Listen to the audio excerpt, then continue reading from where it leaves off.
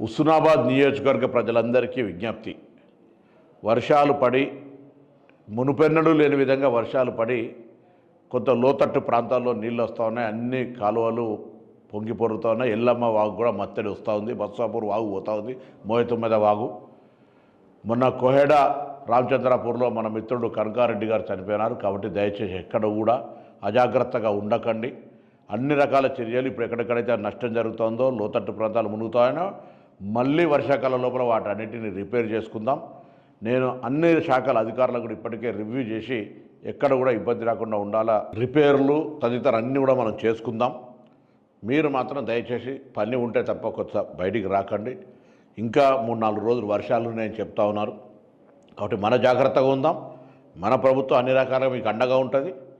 మీ శాసనసభ్యుడిగా, మీ బిడ్డగా, తమ్ముడిగా నేను మీకు ఎప్పుడు అన్ని వేళలా